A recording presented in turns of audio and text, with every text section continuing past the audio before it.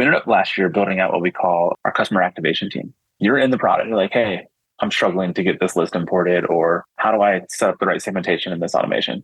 Their job is not to qualify you or figure out if you're who you should talk to. Their only job is, that's a great question, Tom. Do you want to jump on a Zoom and answer that right now? Like, I'll walk you through it.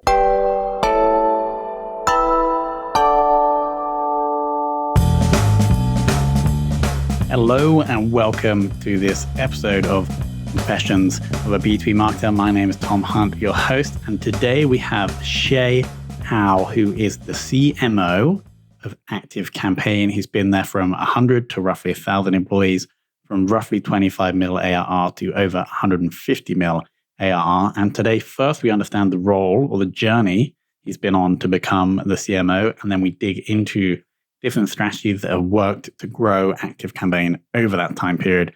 You're going to love it. Before we jump into that, if you would like Fame to give you a free podcast growth audit, so if you have your own show and you're a B2B business, click the link below and myself or someone in the team will personally audit the growth prospects of your show. We'll send it over roughly 48, 72 hours after you submitted that form. And hopefully that's going to add value to you. So without further ado, let's jump into this episode with Shay. Shay, welcome to the show. Tom, thank you for having me. Excited to be here. So it seems like an incredible journey at ActiveCampaign. So 100 to roughly 1,000 employees since you joined. And then also from my research, roughly 25 million ARR to the last, I think, public revenue share was 150. And that was 2 years ago. What a great journey. How's it been? Yeah, it's been an incredible journey. I've been here, just to put that in perspective, about 6 years. It'll be 6 years next month. And we were about 100 employees. As you mentioned, broaching 1,000. When I started, we were roughly put it in the 30 or 25 to 30 million revenue. Last we'd stated it was 165 million. That was a little over 2 years ago. So it's significantly beyond that. And just, an incredible ride. And I should say, I haven't said it yet, you're CMO, but your route to that role, it seems to me to be quite unconventional. So if you could just share where you started in ActiveCampaign and the journey you went on, and then finally, it would be great to know about why that experience equipped you to be a great CMO today. Yeah, I probably have one of the more unconventional paths, without a doubt.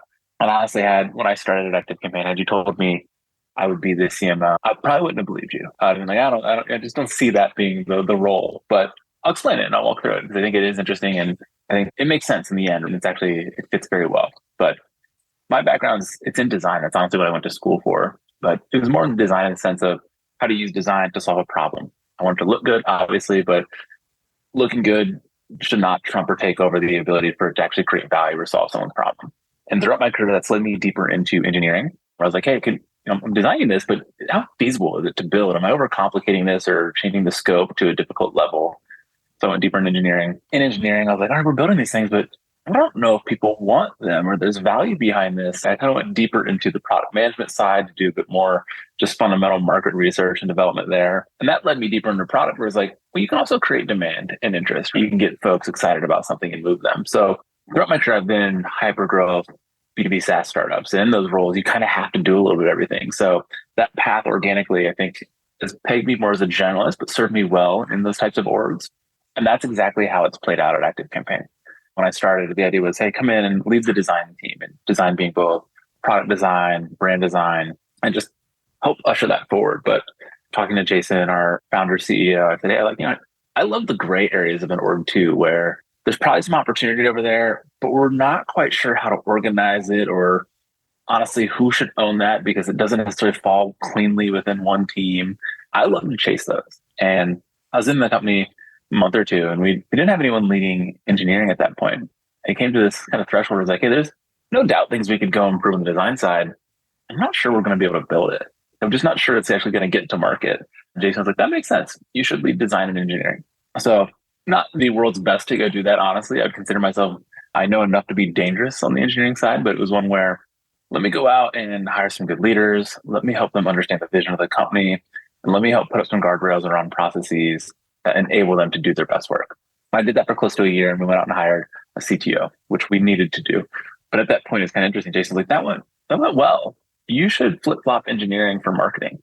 You should keep design and then go pick up marketing. And I don't think anyone has ever made like that turn in an org, but it was one of the same things where it was a smaller marketing team at that time. And it was come in, help that team grow, build it out into the different disciplines or functions we need, but help them understand the vision and lead them forward. And I did that for a little over 2 years to a point to where I'm spending $1 million a month in paid acquisition. We're doing a bunch of different things. And I'm like, hey, Jason, we should actually go hire a CMO. We should get someone who's done this before, who could allow us to scale at an incredible pace. And having sat on the R&D side of the business and the go-to-market side, all these strategic conversations and potential acquisitions always fall in my lap. And we're a company that is, it's an automation platform, and it's only as good as the integrations you have and the data you're bringing into it. So let me go build out a partnership management team. Let me build out a developer relations team so we can recruit more partners into the platform. And there's probably an acquisition too that we keep talking about that we should just go take on. So I actually stepped aside from marketing for almost 2 years to go build out those functions of the business. So we built out a platform strategy team that is leading all the kind of the internal strategies, but also all the partner management side. Developer relations is in there. And then we went out and acquired a company called Postmark and did a few other small things. And I got to lead all of that and kind of set that up. But it was a little over a year ago, Jason came back and he said, hey, what you were doing in marketing a few years ago was working. It was that idea of product-led growth before product-led growth was the thing, was the buzzword of the day. And that so tightly fits just our company and the origins we've had. And would you be interested in jumping back into that? So last October, jumped back in and being the marketing team alongside still the platform strategy team. We kind of just joined up forces and have been running the broader kind of go-to-market team there. But I fundamentally think the idea of the CMO has changed in that last 6 years too, where even when we were hiring a CMO, I was always looking for someone who had two sides of the same coin to me. It was, are they a good performance marketer? Do they understand the quant side and the paid end of it? But do they not overlean on that so much that they also have consideration for the brand and the growth of what can happen on that side? And I think you need both because they'll lift each other up. I think that's still true, but that lens of product-led growth and just where marketing fits into the ethos of literally every piece of the company has fundamentally changed. And I think my background through design and product kind of fit and suit that very well. So we found a good groove, I would say, in the last year from that. Yeah, I think your ability to get things done when you have this deep expertise and relationships in these other core functions of the business must be unrivaled. Bringing on in a new CMO who would obviously be amazing, but wouldn't have that understanding or relationships could be a risk. So this makes total sense. I was recording an episode yesterday with a guy called Bill. He used to be like CMO at Slack, Zendesk, etc. Maybe you know him. Anyway, and the first question I asked is like, day to day, what does a CMO actually do? And one of the answers I got was performance management, leadership and management, which I know that you're passionate about as well. And so my question is that a big chunk of your role? I'm going to assume it's going to be yes. And then the follow-up is, do you have anything to share to other marketing leaders listening about how they can better lead or manage their teams? Ooh, that's a good question. That is certainly a decent chunk of it. I don't think that's unique to marketing, though. Honestly, I think as you hit different senior level roles throughout an organization, inevitably a good portion of your time is going to go into the investment of just the people in your team, but their relationships, their influence cross-functionally, tying all that together. So a significant piece of just that to me has not changed throughout my career, whether it's leading product and design or marketing. It's always been, hey, how do you get back to the team and invest in them? One thing I think about is the sense of I'm very rarely the smartest person in the room, if ever. And the thought of there's always something I can learn from someone else. It's kind of my responsibility to figure out what that is and bring that out of them. And I'll take the same approach to the team in that we want to go do something. We have a challenge. I don't want to be so directive to say, hey, here's what we need to go do. And I need you to take this on and here's how to do that. More of the sense of here is an opportunity we have. How do we tackle it? What is the right way to actually get our arms around it? What ideas do you all have that support that? Where is their passion about those ideas and how they align or build influence in the team? And let's go get that. Let's structure that out and let the team actually take it. And the beautiful thing there is honestly, they're going to come up with better ideas than I probably can. And when it is their idea, we tend to own it, run with it, see it through to success. That's a very sweet spot to actually lead and grow a team. And I'll be honest, not one that came naturally to me. Even some days, the mind just goes to problem. How do we solve it? What's the solution? Let's just get to that. I'm still guilty of doing that from day to day, but just knowing to take a step back and just ask the team for a minute, what do you all want to do here? What would make the most sense? So yeah, it's You have teams, you build them for a reason. Like you use them to that advantage. In best case scenario, you work yourself out of a job so that you can go focus on other different things because they're eventually running it for you. It also sounds that the Active Campaign founder, CEO, has done a pretty awesome job at, I don't want to say managing and leading you, right, to bring you throughout the organization. Is there anything that he does that, like in this world of management and leadership, that you think is exceptional? Ooh. Yeah, Jason and I, we're very much alike, honestly. We both grew up in small towns in the Midwest of the United States.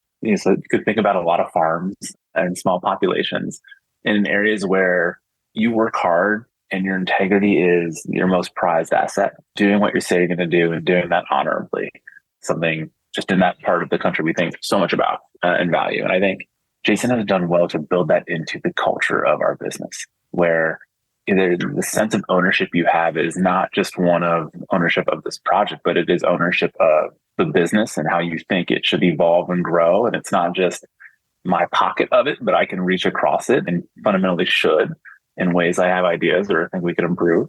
And the other end of that is just staying maniacally close to our customers in this sense of there's no shortage of things we could do and no shortage of things that are really good ideas for the business, but most of those should come from our customers, and we should be tight to them to really fundamentally make sure, one, that they're just having the absolute best experience and are pleased with what they're actually receiving, but also just in the window where you don't enjoy or appreciate something, what is that and how can we improve that? And if that's a thing around a quality of an experience, all right, let's dig into that. If there's a feature missing, let's talk about that and dig into that. But let's not lose sight of them either throughout all that we do. Now, I'd be remiss to my audience of B2B demand gen marketers if we didn't try and get some specific strategies. We've been on this journey, let's say 6x revenue over 6 years roughly, and you've been architecting/witnessing this.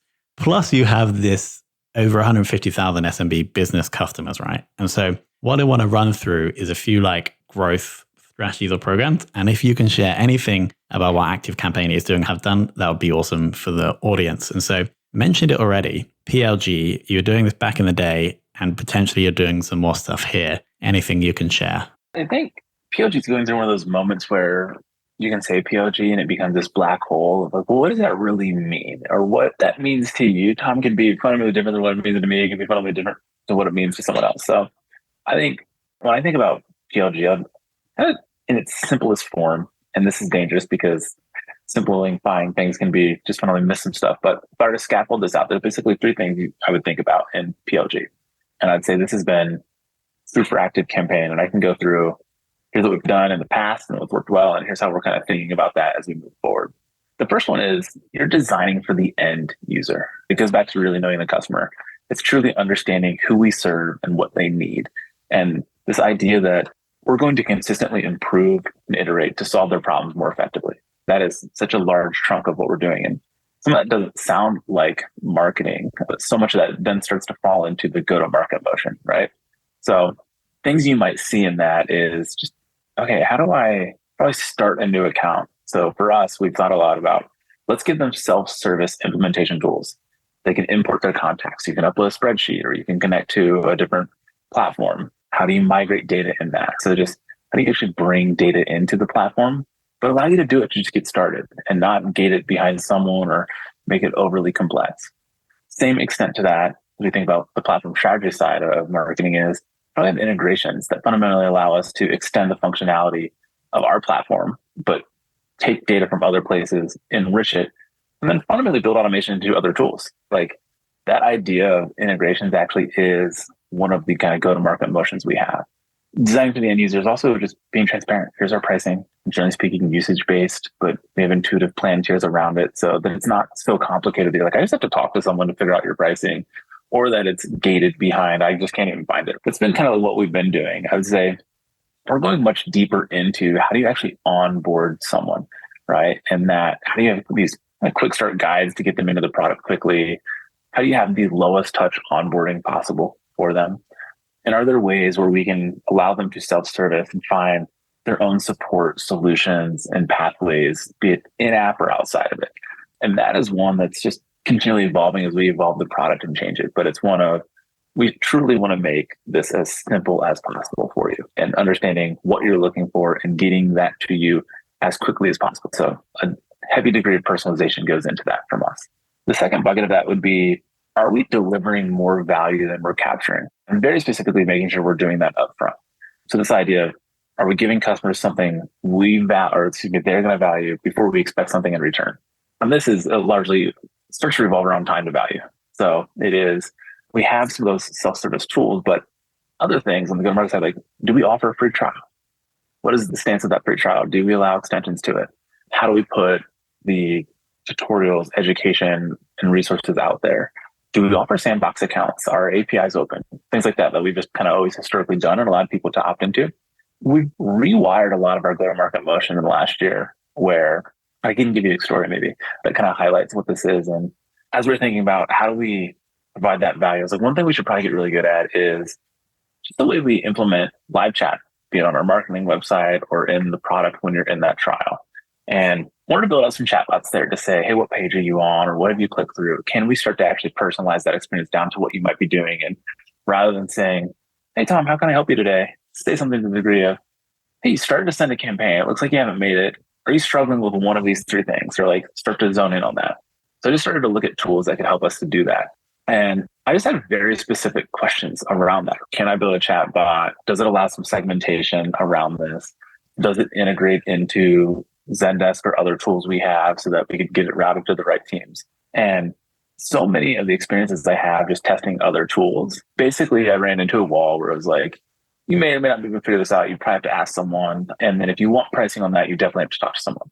And so I remember one product specifically, I basically figured out, all right, I think this is going to work, but I have no idea what it's going to cost. So let me submit the form and see if I can get someone to send me some pricing. And what I get back is basically a Calendly link that is, hey, you'll set up some time. I want to talk to you.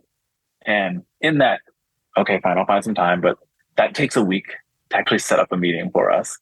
On that call, it is someone who's asking me, what's my use case? How do I intend to use the product? What's my timeline? What's my budget? Never gave me pricing and said, hey, I can set you up with someone else who can give you pricing. And I was so frustrated. I was just like, all the questions you just asked me, you could have answered by looking at what I've been doing in your platform. I've told you exactly basically what I'm trying to do. I've created a trial. I even set up some chatbots. Like, just please send me pricing. And I was like, how much of that do we do to our own customers at ActiveCampaign? Where they come in, they're trying to see if we can do one thing for them. And if they can't figure that out, how hard is it for them to get that answer? Like, how easily is it for them to actually connect with someone and just get that answered? So we ended up last year building out what we call our customer activation team. And their entire job is they sit somewhere in that middle between what could be sales or be it customer experience or service, where you're in the product. You're like, hey, I'm struggling to get this list imported, or how do I set up the right segmentation in this automation? Their job is not to qualify you or figure out if you're who you should talk to. Their only job is, that's a great question, Tom. Do you want to jump on a Zoom and answer that right now? Like, I'll walk you through it. And so we built out a team around the globe in several different languages where that's all they do. And the entire idea is, how do we get folks to that aha moment and support them to actually just getting that question answered? And best we can do it, let's do it in that first touch. If it's a big integration or some complex use case, we probably got to separate that out or bring that in other teams. But most questions that come in, honestly, we can answer in that first experience. And let's not be afraid to actually sit down with them on a video call to do that, because that's just going to blow them out of the water in terms of the customer experience. So we've completely rethought how we actually think about that, how we're delivering value before we ask to capture it. I think the last bucket then, and this is maybe one of the more obvious ones in PLG, but it's that idea of, how do you invest in the product with a go-to-market motion intent? So are you using the product as a driver for go-to-market? And for us, way back in the day, this is this idea of, if you send an email, we can have it say sent by ActiveCampaign in the bottom. Or if you're using an ActiveCampaign form embedded on your website, it can say powered by ActiveCampaign. Or if you have a landing page that you built with ActiveCampaign, it can say built with ActiveCampaign. So it's an easy way to refer people back to ActiveCampaign. And that happens in the hundreds of thousands every month right now. It's a large driver for us. There's also just the idea of, we have 185,000 paying customers. We can turn those all into ambassadors and referrers for us. So let's reward them for doing so. And now we have a pipeline of word of mouth that's just absolutely incredible. As we're thinking about where that goes, we're thinking a little deeper around, what are the other cues in product or elsewhere where we could be working with someone? So this idea of you took an action in the product. What is the next best action we want you to take? And there's some things in there where you can be creative and drive things through a marketing lens.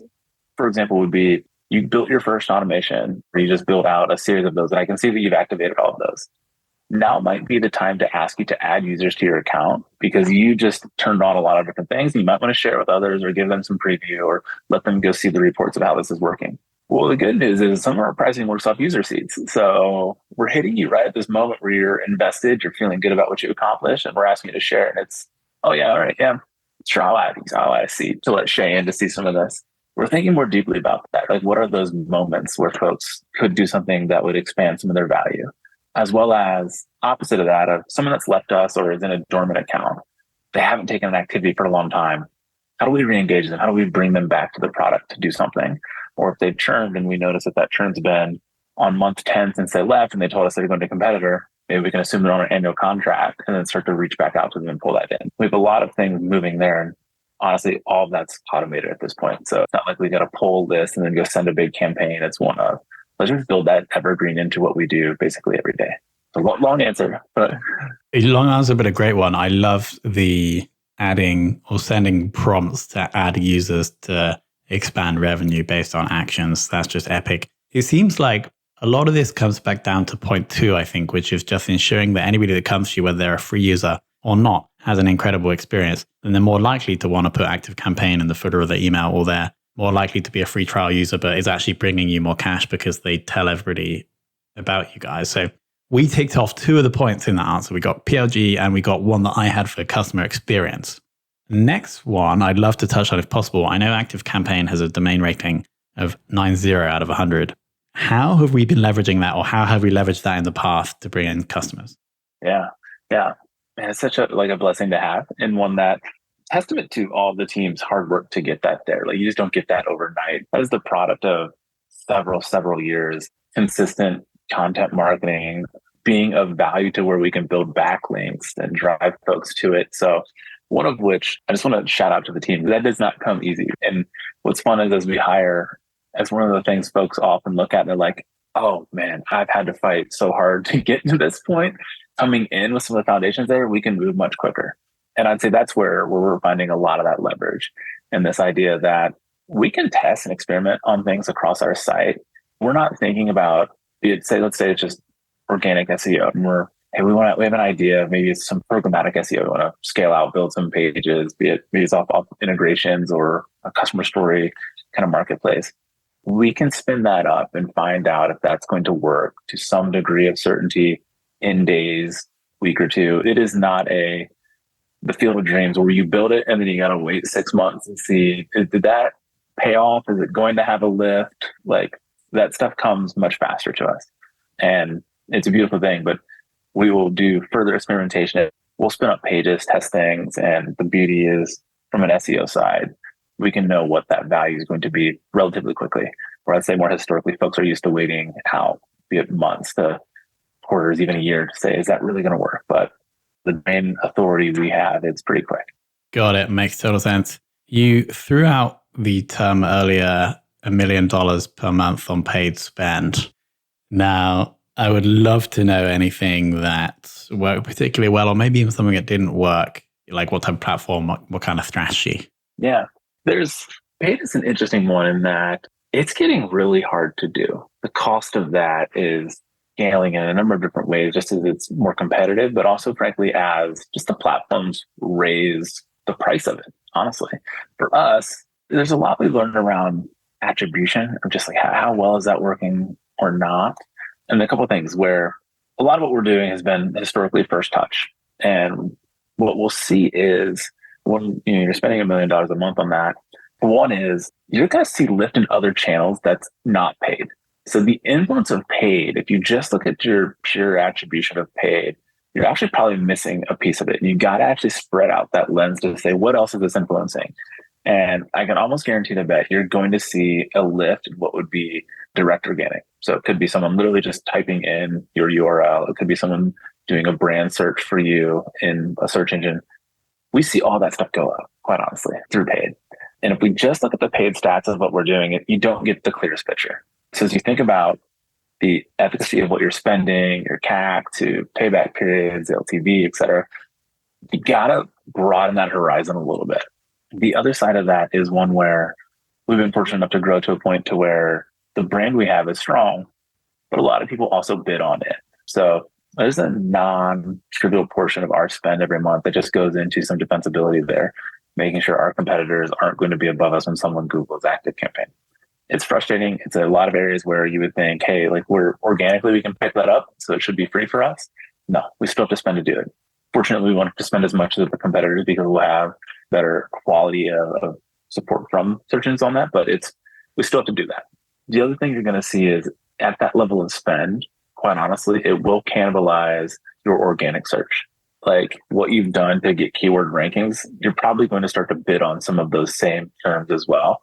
And folks will start to click through the ads because they're going to show up higher than not. And somewhat inevitable. As we play with that volume of spend, we'll drop it and pull it down, and we'll see organic come up off of that. And so some days we're like, oh, and maybe we shouldn't spend as much because organic will catch up to it. And that's great.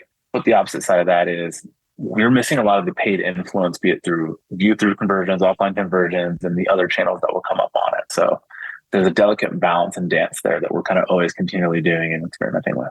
The final one I want to touch on, and I'm not even sure if you guys are doing this, but it's outbound. Yeah. What are we doing and how does it work? Yeah. That was it.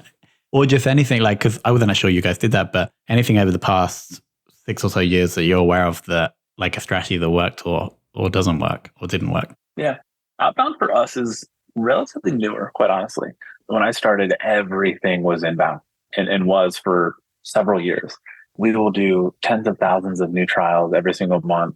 And so for us, it was literally just, can we keep up with that volume? As we build out more self-service tooling and flows there, folks are more organically able to just self-service in. We will have customers by the thousands sign up every single month that we don't have to talk to. We don't. It's one of, if we're here, you need us. And absolutely, we would love to help you. But if you don't, we don't want to get in your way either. Let's let you through. We've looked at outbound in a way of how do we use outbound to build incremental revenue? It's a fundamental different game where those folks inbound, they have an intent. They've expressed some value or need they're looking to solve. Outbound is us going out to folks and trying to build that intent. So we've structured and built out a team, I'd say, more formally in the last year to do that. And we're still figuring out exactly how that should click or come together. But there's the obvious things that are working and winning. And that's just, hey, let's do retargeting against some of the outbound lists we have. So we have target accounts we're trying to capture. Let's go into LinkedIn and make sure that we've identified the personas we believe we could sell to those organizations. We're running some ads against them. Let's get personal against what those are too. So we're speaking to them. The other end of that has been working well for us is actually doing that through a vertical approach. So this idea of it's not just, hey, we want anyone who works in a business with greater than 10 people who is in a sales and marketing leadership role. That's like, you're going to boil the ocean trying to figure that out. When we distill that down to a vertical, it works well. So when we say, hey, let's go target folks who are still in those organizations greater than 10 people, are in a sales and marketing leadership role, but they're also in e-commerce based business and they're in North America, then we can actually really tighten down to what that messaging is. We can share or show that messaging far more often through some of the retargeting. And if we structure that with a mix of what is the ads versus the human touch of someone emailing and or calling or finding someone on LinkedIn, like trying to find the right way in, that has been far more successful. The idea that you're going to win an outbound by building the biggest list, I think is actually wrong. You get a smaller list and tighter on it, allows you to actually have more focus, more opportunities at bat with those folks. And we found that can work well.